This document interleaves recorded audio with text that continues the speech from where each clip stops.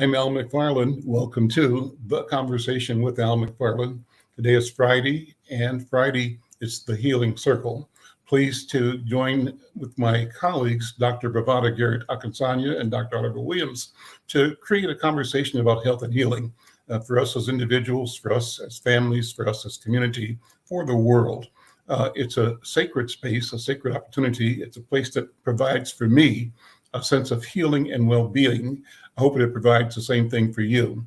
It's important that we shift our minds and our vocabularies to the language, the words, the power of healing. And that's what we do every Friday here at the Healing Circle. Before I bring in my co-hosts, Dr. Bravada Garrett-Akansanya and Dr. Oliver Williams, I want to remind and invite all of you, anybody you know, to support this program by becoming a subscriber. The way you do that, go to the YouTube platform. By the way, we're streaming live across 5 different platforms. 2 platforms at YouTube. One is the Insight News platform. The other is the Black Press USA platform, the platform of the Black Press of America. We're streaming across Facebook platforms for Black Press USA, also for Insight News, and also the Al McFarlane Facebook page. We're streaming across Twitter, and we're streaming across LinkedIn. Our goal is to reach you wherever we can, however we can, and to invite you to listen, to hear, and to contribute, to be a part of this conversation. We understand that about 85% of the people that tune in, that watch or come across the channel of the program, do that. We're thankful for them doing that, but they don't subscribe. And so I'm making a special appeal, a special request and ask of you. If you're here, if you've been here, subscribe. Go to the Insight News YouTube channel, hit the subscribe button, hit the like button, and share. Tell everybody you know that we're having an important conversation right now here at the Healing Circle. And with that, let me bring in Dr. Bravada Garrett-Akansanya and Dr. Oliver Williams. Dr. B, as we call her, Dr. B, how you doing? And I want to hand the program over to you because we have a special way of initiating this conversation. And I love every time you explain it. It gives me a sense of being centered and a sense of direction. So I want to pass the talking stick to you, Dr. B. Thank you, my brother. I received the stick. And I'm happy to be here. It's so wonderful whenever we get a chance to get together. It's just such a family feeling and a feeling of connection. And that's what this ritual is about. We join in circle, whether it be virtual or in person, but because we're across far from each other by many miles, we join this virtual circle.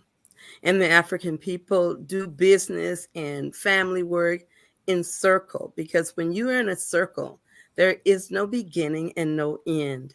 And everyone in the circle has equal access to the center, which is the space of power and voice. So we honor our African heritage by being in this circle, in this important ritual that recognizes that we're all connected to one another.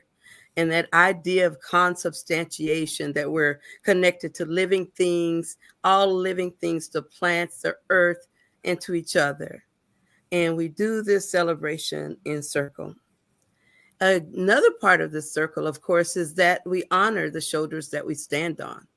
And none of us got here on our own. Somebody worked their way, prayed their way, and hoped and dreamed their way to our existence. That's how we got here. And we stand on those promises, those hopes and dreams. And we are the realization of dreams for so many. So we honor our elders.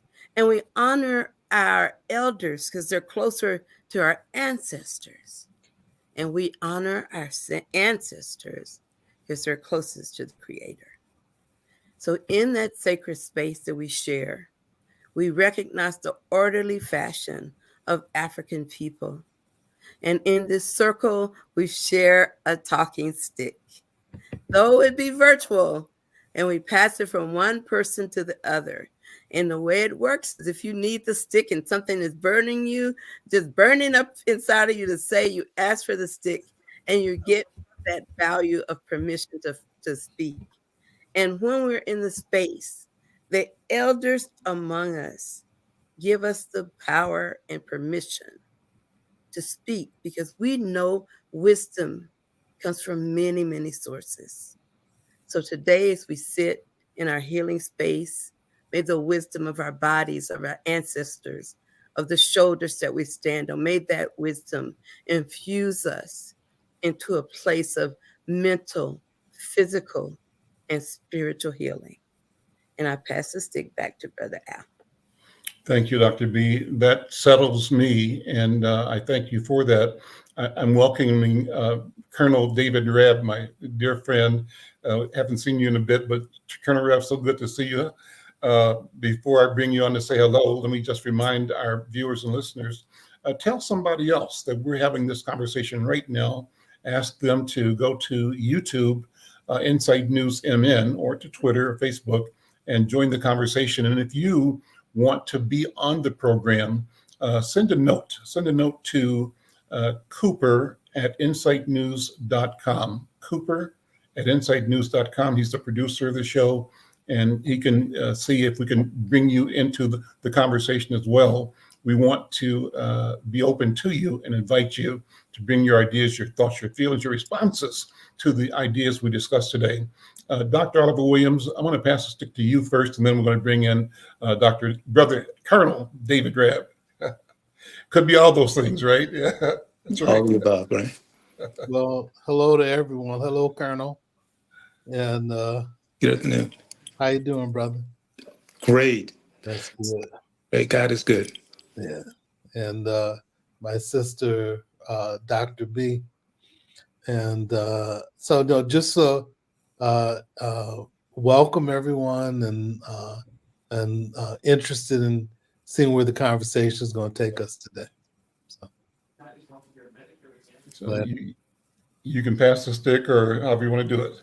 I'm going to pass the stick back to you, Brother Al. Well, thank you. Thank you, Dr. Oliver. Let me then bring in Colonel David Rebb. Brother, I haven't seen you in a minute, but we've been getting communication from you. I know you've got a lot on your plate and a lot on your mind, and important work. And it was important to me to get back with you and to you to say, I'm on your side, I'm on your team, and let's go ahead and I feel like a soldier ready to go to battle, and you my leader. Oh, wow. And what you've done in the past, I know, is led hundreds of people into the battlefield, and you've worked to save lives and to save minds, and you've worked to support the interest of our great nation as a military leader and as a servant leader and as a professional in the health and wellness field. And so it's always a pleasure to talk to you. You've, from my point of view, famously questioned and talked about and prevailed in raising the question of moral injury. You've broken ground in demanding and succeeding in getting our military services to recognize the collateral damage that they haven't seen as important in the past. And I know you haven't finished that battle yet, but let me stop there and say, brother, it's so good to see you. I'm going to pass the talking stick to you. And what's on your mind? Ain't nothing like the moment. And I want to thank everyone, the doctors, Dr. B, Dr. Williams, and of course, Al, for allowing me to speak. And it is a great day, right? It's a good day, precious. I have been thinking a lot. And what I think of is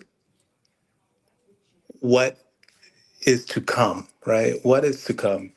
And for me, I have helped several or many people when I say many, uh, if I look at my life, I've been involved in, commanding combat stress units in Iraq and Afghanistan. I have worked for the National Center for PTSD and the Palo Alto VA, the Polytrauma Center, and saw a lot of patients. When I say saw, I took care of patients in our polytrauma center.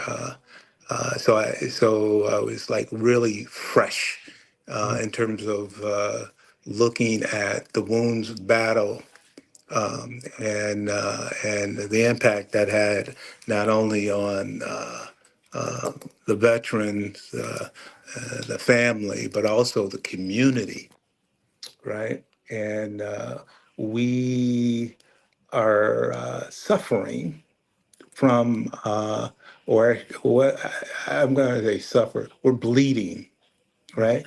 We're bleeding from those invisible wounds that have been there.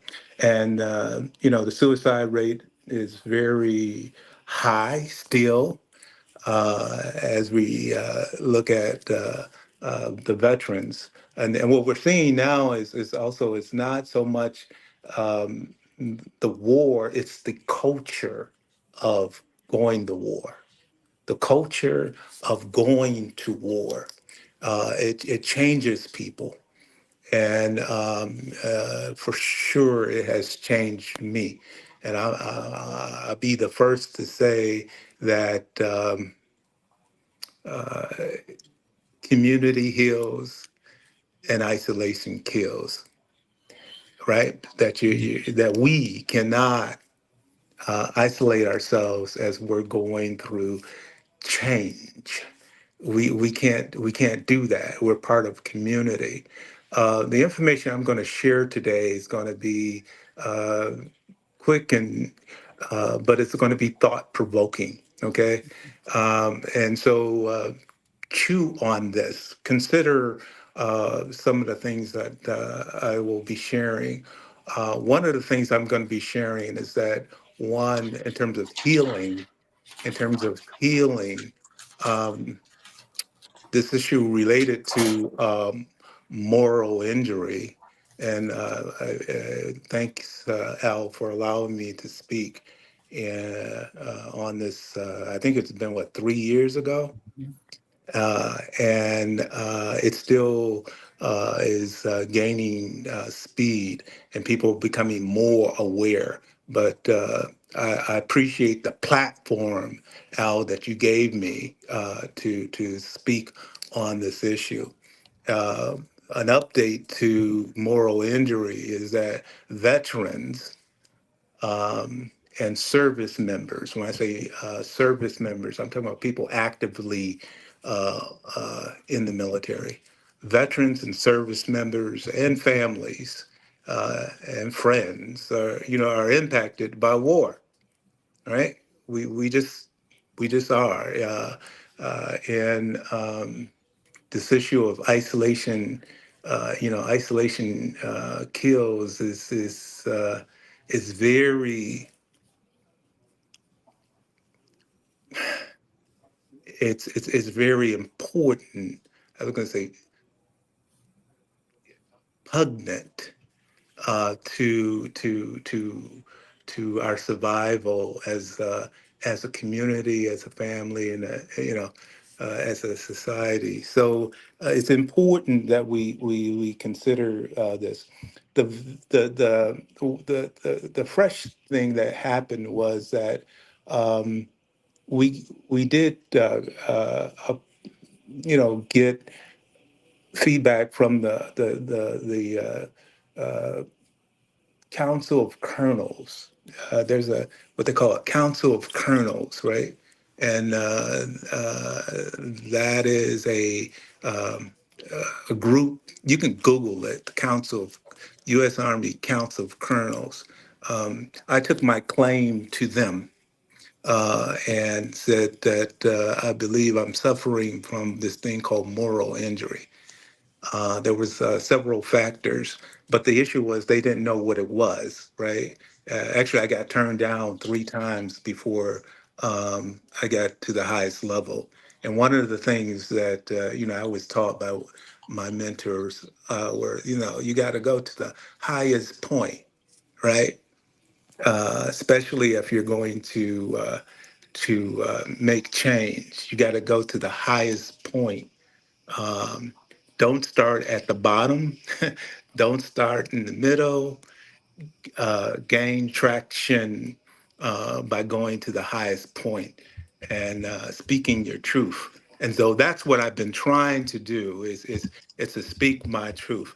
And so one of the things that came out of the last episode of the work that I was doing is that now a veteran can, or a service member can put in their medical records that they believe that they have a moral injury, and once you put it in the medical record, how do you get it in the medical record? But once you put it in the medical record, it becomes record, you know. And so one of the things that I did is I got it in my medical record, but more so, I got other people to get it in their medical records, right? And this set what they call presidents, national presidents, and so any veteran or service member who has a legitimate claim, and when I say legitimate, yeah, I mean something that if you can go to a psychologist or a psychiatrist and talk to them, but if you get it in your medical record, um, it becomes part of the record. And the VA, from my experience, um, it doesn't change unless, um, just like Vietnam, just like I came in uh, the military when they were still trying to figure out what PTSD was, right? And there was a lot of people that got turned down because we didn't have a clear concept of what that was, and it was new and all that, and people were suffering. And so we got to get the language right. You got to get the language right. Now we have the language right, and that is moral injury. So we need to speak our truth. Now, let moral injury on steroids, right? Because I really believe that everything's connected to everything. Everything is connected to everything. And language, again, is very important. A lot of the ills and problems that I believe African Americans specifically have faced over the last 400 years, right? Due to trauma related to being a slave, I really believe that now that we have the language, what we experienced as a group was a moral injury. You know, Would you sit on that for a minute? Give me more definition. I'm so glad you're having this teaching, Colonel Rab, but to mhm. sit in on the definition that you've created, so that people can understand what is and what you mean by moral injury, and what are the signs and symptoms that a soldier or a person may describe as symptomatic of being morally injured. Okay. Uh, and I thank you for that. I want to also expand it to communities, Mm. right? Communities. You can Google moral injury. Okay. Right? You can just Google moral injury, and it will give you a very complete um, definition. So if I fumble on this, because I mean I can just pull it up, but the issue is that for me, my moral injury has had to do with um, one, stress, right? That's one of the big factors, right? Being stressed out. Um, um, uh, uh, Confused. Uh, Moral injury for me was being in,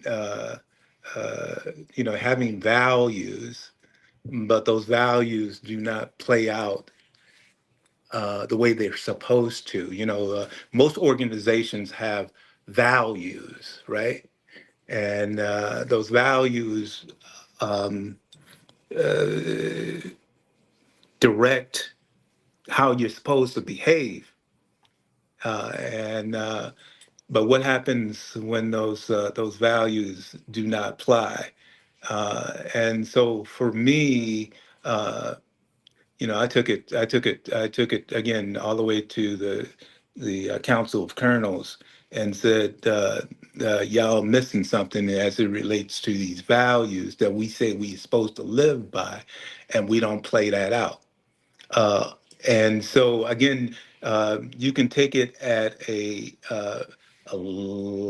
large focus or a large view, but you can also take it uh, in terms of what apply for you. I believe that many African Americans and Native Americans and people who have been traumatized, right? They're going to they're going to experience it, and Moses. I'm sorry, what's his name? He's a good buddy of mine. Uh, Moose. Oh my, I'm skipping the name right now, but he hey, he was on the show. Um, he was on our show Mhm. about 3 years ago. Mhm. Well, help me out now, Brother because from you're the California. Minnesota. He's based in Minneapolis, St. Paul. Mhm. Brilliant mind. Mhm. Um, Come on now, help me out. Okay. Because again, I'm big picture. I don't, Mhm. details are challenging for me. But he, Not Resma yeah, Menachem. that's what I'm Resma. talking about. Okay. Resma, Mama. Yes, Okay. Resma. He gets into this concept of, and the reason why Resma speaks to it clearly is because Resma experienced war. Mhm. Yeah, uh, uh, he knows what. For me, he knows what trauma looks like because he was in it just like I was. Right? Actually, we were in the same s- areas, but we didn't know that at the same when it occurred in 2000, um, 2004. Yeah, he was Uh, providing counseling to veterans in Afghanistan. Correct. So, Right. In that, Iraq and Afghanistan. Yeah. Mm-hmm. so Yes, he was. And actually, I was his counterpart. He okay, was focused on the military, and I was focused. I'm sorry, it's your. I was focused on the military. He was focused on civilians, taking care of civilians, pretty much. DOD Civilian personnel. contractors, like pretty much Yeah. Americans that were there because America had outsourced some of its war effort, right? Instead of Right. soldiers doing everything, all the supplies and backup and services to support troops, were civilian contractors, private workers and companies, right? Under Hmm. probably what was the big company's name that George Bush and those guys created these big companies, Bright Water or something Right. like that. Right. Yeah. Yeah. You're right, Al. So there were a number of private companies and private contractors providing support and logistic services to the men and women who were actually soldiers doing the work of our country in Afghanistan and Iraq. And Colonel Rad did the same counseling for men and women in uniform that Correct. Resma did for the civilians who were there in a Okay. stressful combat situation. And so from those experiences, um, you learn a lot and you change a lot too. And so if I'm speaking indirect, part of it has to do, and I'll be upfront, I've been through a lot of trauma, right? But I believe that you got to accept some things, right? For me, I had to accept that I had changed. I had to accept that um I couldn't come back home the same way I left. Mhm. Right? And you just got to accept it, and that's what I did. But at the same time, this is, and I'll circle back to it. Okay, uh, when we look at systems, one of the major Colonel, challenge. you're leaning out of the I'm sorry. camera. Yeah, go One, ahead. yeah, one of the challenge is looking at systems theory, right? Mhm. Is other organizations, not just the specific organization, but let's say the total, because that's what I'm looking at is the total picture, right? When I say total, I'm talking like get as large as you can, and then you look back, you zoom in. But if Mhm. you can get a big uh, conceptual of what's the challenge is. And trust me, I did that in Iraq and Afghanistan. And I was forced to do that, to think outside the limits, right? To think outside the limits. Um, Colonel? but, excuse me? Yeah, I was going to say, you said you should look up what it means, what moral injury means, and so what I found was that it says it's the psychological, social, and spiritual impact of events involving betrayal Uh, or transgressions of one's own deeply held moral yeah, beliefs, right, values occurring in high stakes situations. correct. Yeah. Yes. High stake. What is, can you give some examples of what that would look like? Uh, And what? Moral injury. Yeah. Basically, again, I, what keeps soldiers and Marines going is that faith, that belief that one, they're going to be taken care of, uh, that they're going to train hard, they're going to work hard, and they're going to complete the mission regardless of what is in front of them, right? And again, I'm nodding to the armed forces and the family members that had to do that. But we went through a lot of change, and that's okay.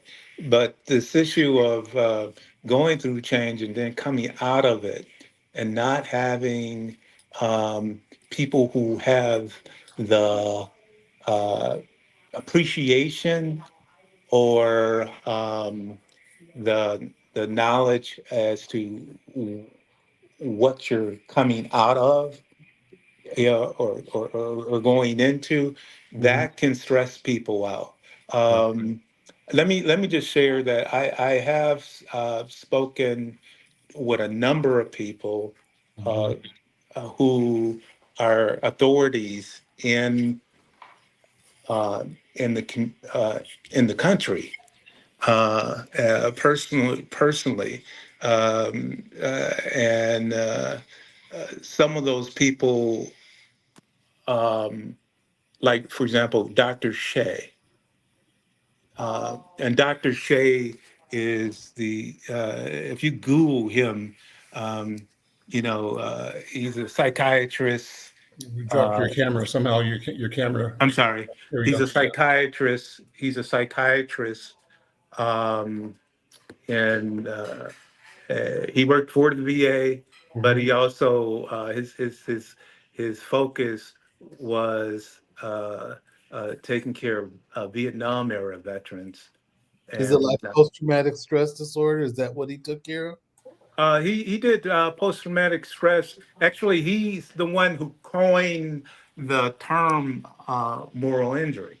Mm-hmm. Believe it or not, he was the first to talk about that, as well as uh, he was able to look at how art um, uh, was a way of getting veterans to tell their stories, Yeah. right? Through And their art. say again, Through their art. through their art. Yeah, yeah. I have a quick Uh, question. I go ahead. wanted, let me interrupt for a minute, brother Colonel Rapp. I want to understand deeply because what I'm hearing is, and I put a couple of things in the chat. Does moral injury leave you with no longer recognizing yourself? That's my first question, and I have a follow up to that. Okay, so what it does, it takes parts. Let's break it down. It takes parts of you, and those parts sometimes are um, parts that are very.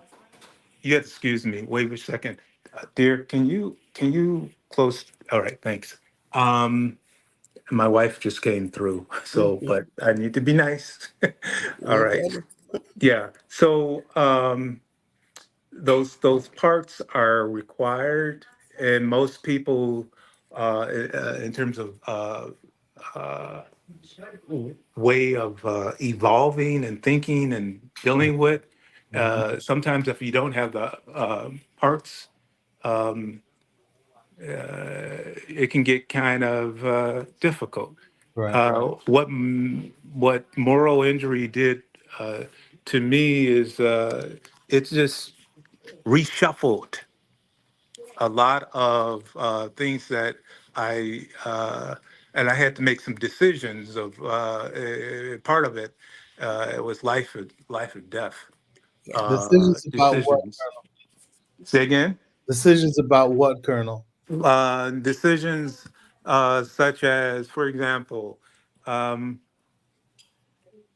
I had a situation where I had Marines who I'm not who I'm not supposed to be responsible for, but they came into my or close by my sector, Mm-hmm. and they were suffering from a lot of trauma Mm-hmm. in Fallujah, right? And so my moral injury came because I had a direct order from my general saying that this is the sectors that we want you to cover down on, and when I first came in the theater, it's like, yeah, that's not going to be a problem. I got it. It's too easy, right? We can do this and this, but then change happened. Change happens, and what happened was I get a request from the Navy asking me if I would, help them out. And I told them I couldn't because I had a direct order from a 2-star, as you were, a 1-star, telling me that these were the parameters that I had to work in. Um, and thank you very much. I had to close the door on that. Again, these are Marines, right? Then I get another following week. I get another request from the same person in the Navy, and he said, "You just don't understand. Marines are getting their butts kicked, et cetera, et cetera, et cetera, right?" And then he said, "And we did our research, and we understand that you are a Marine." And I said, "Excuse me?" And we know that you're a Marine. You're 0311. You're a grunt. You can't do this. And Hmm. and that hit me hard. That hit me You hard. can't do what? What did they want you not to do? Um, they wanted me to allow to take to go outside the perimeter or area of my responsibility to take care of these Marines, Mhm. right? And I said, again, I can't do this. But then when I was hit was, I didn't see it coming. It was like a uppercut. Was, hey, whoa, you are a Marine. We know about you. You were in the Marine Corps. You went up from private to sergeant, et cetera, et cetera. You're a Marine. You one of us. You So, just you can't do this to Marines. so You're Colonel a traitor, Rob, right? what is Mhm. the story that among Marines, you can't leave anybody behind? They're your brothers, and you have to pick them up no matter what. Is that what created that dilemma for you? That That that was is the expectation. Yes, that was that was part of it. Yes, that was we uh, that's a general um, theme that we don't leave anyone behind, right? But you were forced to leave them behind because I of the no rules around you. no. I'm gonna be upfront. What I did is I broke. I broke. I broke that. I broke that general order. I Hmm. did it creatively, but I had to do something, right? My back against the wall. I had, it's like, are you going to be a human being? Are you going to, I mean, hell, these are somebody's babies, Hmm. sons and daughters. What are you going to do? So I was put in that situation, and I did the best I could do, and that was to come up. And this is what changed me. I had to think outside the box. Hmm. I had to think because of the dilemma that I was in. The issue was I never came back in the box. All right.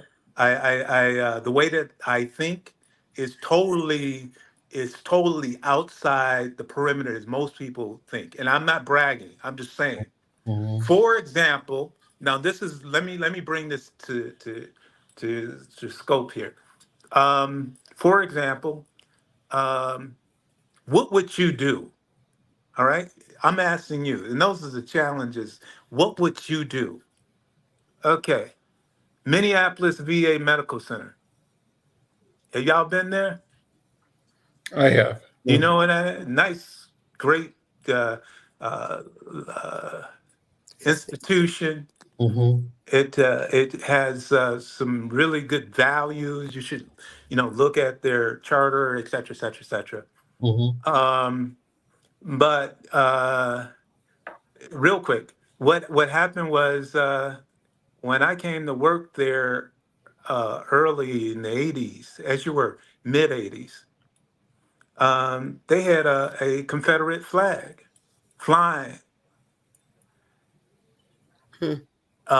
in front of the building, Hmm. and I I didn't say much. I was shocked. All right, I was shocked. Um, and then other employees were, black, white, native. They were like, "What the hell?" And this is this was again before enlightenment, right? They didn't perhaps know. They didn't, but then perhaps they did know what they were doing. But what happened was, I was a middle manager at that time. I was supervising about 20 social workers, right? Um, Nobody said anything, but actually, the only reason I said something was because I was asked, right? The director asked, the associate director that would become director asked me. He said, "Hey, we're having a lot of rumbling. People are upset about the flag, et cetera, et cetera." And then he asked me. He said, "What?" He asked me directly, "What would I would do?" Mm-hmm. Right? And I said, "This is," I said, "This is not even a question. We need to take that flag down, right? That flag needs to come down." Right? I didn't say it like that. I was very diplomatic, back in the day. Anyway, so what happened was, um, but I heard the debate about, the county veteran service officers are going to get pissed off if we, because they really want it up, right? The county veteran service officers. Um, research, people who are into research, money, et cetera, et cetera. Um, and so I was confronted with uh, a dilemma, and that dilemma was, what do you do? And it was too easy for me. It was like, take the damn flag down, right? The flag needs to come. It shouldn't have been up in the first place, and it's hurting a lot of people. You need to take the flag down. They took the flag down, and my career at the Minneapolis VA went Mm-hmm. down. And long and short of it, right? Um, and I've been holding that, but simmering about that shit. You excuse my French, uh, We speak French because here. That's fine. yeah, I was simmering it about it, and and what brings to a total circle here is because what they did was morally wrong. Right. They didn't know it, or some of them didn't know it. I Yeah. don't know. I'm giving them the benefit of the doubt. But the issue was it was done. Yeah. All right. And again, everything is connected to everything, right? One of the things that I think is it's like, I'm struggling. I'm just like everybody else. I'm struggling, etc. Trying to keep my head up and move forward and do the best I can. And you get hit with situations that you don't invite, Yeah. and but you got to do something about it, right? And And that, hopefully you're going to go by principle, right? well, kind of, Values that you were taught as a kid, as well as family, uh, church, and all that, right? That comes into play. But then when you make a decision, like let me share. I was so pissed off, and I'm still pissed off. And you might see, I'm still pissed off. That years later, I'm still pissed off, right? Somebody need to do some research on that shit. Anyway, but what I'm saying is that impacted my mental health. It impacted my social health, um, because of the flag, and then they they tried to, destroy me by not promoting me. So I left. I Wow. left. I left the Minneapolis VA, right? And that was the best thing I did. And God is good, because then God promoted me twice. He took me to Washington, D.C., right? I'm in a whole different world now, spinning, and so yes, it was painful, but again, I lean on my faith. It was the right thing, and that's the issue. You got to do the right thing. Just like with this issue of moral injuries, you got to do the right thing. A lot And of if people don't want to do the right thing.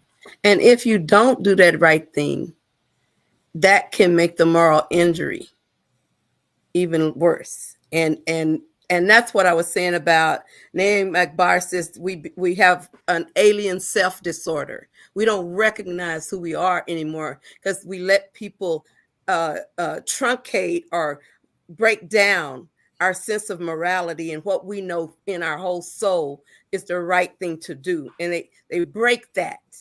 And I think that's what I know Brother Al is going to bring Tanaya in, but I think that's what we're heading on. We may have to have a part 2 to this discussion. I This think we is should.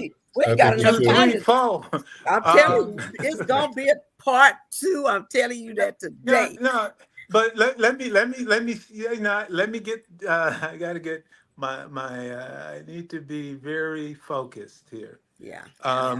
What because I've said a lot, but I need to focus, and the focus is that the Minneapolis VA and its practices and procedures and hiring practices um, uh, has been unchecked for years. They got away with trying to take me down, and and I but God made a way for me to not just stay stuck. He opened the door, and because I believe I was brave enough to question, hello, Mhm. to question authority.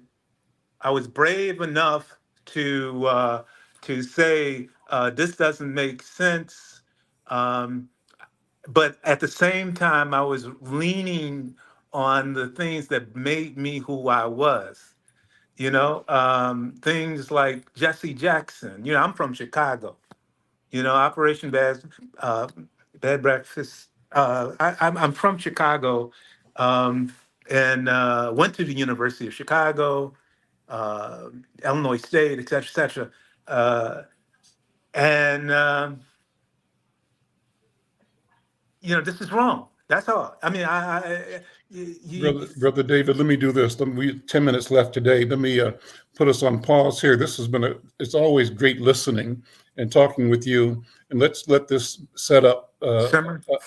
an increased and ongoing conversations about the concept of moral injury and also about military service, right? And because I always want to credit you and praise you for the courage that you've distributed, you've demonstrated as a leader of men and women in the service of a country, but also, as I hear you now, the courage that you have to stand up to authority when authority should be challenged and checked. Let me bring in Tanaye Hurd, who is here, who was on the program just to kind of watch. We invited her to jump in the program. Tanaye, good afternoon and welcome to the conversation, the Healing Circle. And though you weren't programmed or planned to do this, I know that you have a great interest in the work of healing through the work that you do in your organization. Love to have two things happen. One is take a minute to introduce yourself and your work in community and in healing, but then respond to this general conversation and to the points that have been made by Colonel Rab, as you see it as a mom and as an advocate, as a healer in community. Unmute yourself first. There you go. Yes. thank you for having me. Of course, you know, I'm always watching Insight News and all the great work that is being done. So just thank you for Thank you. having me hop on here. My name is Tananya Hurd, and I have had the privilege of working with most of the people here on this panel. I'm founder of a nonprofit called Choose Compassion, and what we do is we basically fill in the gaps to impede that for barriers that impede healing. Just to keep that short, but I really wanted to speak to this moral injury that has been talked about, because I, I was thinking of it in a way of war and veterans, and while that is, I think that psychological response that people have to anything that goes against your morals or your ethics, I think this is present, unfortunately, in our community and as a whole. And I, you know, we do need to address that as far as healing in our communities, just families, and you know, it just goes so deep. And so I just wanted to say thank you for having me here, and I do so hope you have a part 2 on this, because I would really get into this just Yeah. Yeah. listening. But yeah, I think that Well, you know, well, like Colonel Rab said, part 2, part 3, part 4, I think it's a big topic. I'm particularly, as a veteran myself, and we've had Dr. B's brothers, who are military heroes as well, on, and Colonel Rab has invited colleagues of his who are military, former military healers, and they're educators and book authors and university people now. So there's a lot out there, and we need to focus on these important questions and the impact of this question of moral injury, not just specifically to the soldier, but to the community, and as Colonel Rapp said, to the culture. And it gives us a different lens, a better lens perhaps, to look at this entire history of the injury of having been enslaved. What does it mean? How do we talk about it? And because at one level, they want us to say, oh, it wasn't us, it was way back when, get over it. I can't get over it. I'm not going to get over it. It's still present in my life right now. It's in my body, it's in my blood, it's in my mind, in my spirit. I feel it right now. Right. And I feel that there has to be some kind of healing, not just personally for Al McFarlane, but Al McFarlane personally has to be part of this global healing process that is a reflection of the injury done to human beings by our culture, our society. Dr. B, what do you think? I'm just saying you on it. And when I think about this moral injury, a little bit earlier, I said, is this connected to what we healers call compassion fatigue? Because you give and give and give until you just, your body, your soul, your spirit just has no more. And you get really tired. And I'm thinking about I really want to talk more about that moral injury and what happens to the soul of a human being, and how that injury comes out in physical ways that we can't really move. We lose voice, we lose agency of our bodies.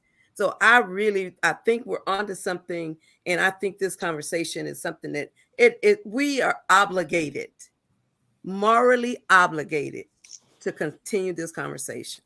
Really, Well, I feel that. One of the things that I think about is that when I used to do drug and alcohol counseling, and back in the day, there were people that were coming back from Vietnam, and as a consequence of it, they would tell stories. And as Colonel talked about, was the fact that you have to have, and as the definition suggested, you have to have some assurance that people that are sending you into those places are supposed to have your back. That's right. And among the things that happened to one client that I had, and there were many, but one client that I had ended up talking about the fact that when he came into the service, they didn't give him a weapon. He's in Vietnam. They didn't give him a weapon, and he had to depend on some of his fellow soldiers when there was a firefight to protect him. One of the reasons that he didn't get a weapon was that his commanding officer was in the Ku Klux Klan. Hey. And he went into the commanding officer had him go into his tent, and he had pictures of himself dressed up like a grand wizard. Oh shit. And so anyway, there's some additional people that I think of who would be very good. I used to do presentations for family advocacy for the military, and they sent me to Germany and Fort Sam and to do training with them. And so Lieutenant Colonel Dr. Dexter Freeman, who now he started the social work program through the University of Kentucky. He'd be a brother that I would recommend that we have some conversations with, because he ended up providing training for all the different services. And I know that he's got some stories to tell too.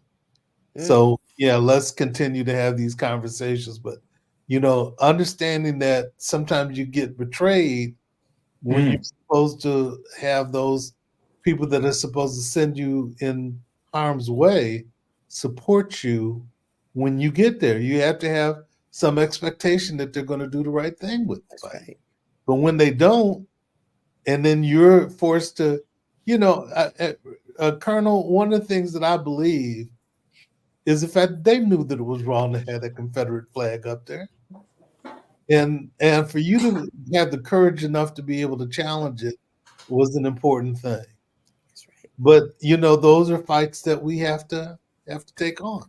So every time I go into the medical center, right, the flag is gone, right? They have about maybe 30 flags or whatever. The flag is gone. It's not there, but the experience is there. Right. Right. The experience is there. And again, if I can associate this with trauma, historical trauma, I'm going to go all the way to its origin, and that leads me to slavery. Right. Okay. As a Black man speaking, there's a fear factor too, because I'm afraid something might happen to me or my family, right? Because I'm standing up. Right. But the thing is that it's worth it. It's worth it. I cannot be locked in, boxed in. I got to be what God has created me to be. Perhaps this is why I came into this world at this time, right? It's to say what was done is tied to historical challenges that we have faced in the United States, both in the military as well in civilian life, what we currently face in our communities, specifically communities of color. I think there's enough said, but a lot has to be done. Right. We got to hold it right there, brothers and sisters. What a great conversation. And we've set up a continuation. And Dr. Oliver, Dr. B, maybe we can reach out to your brothers again.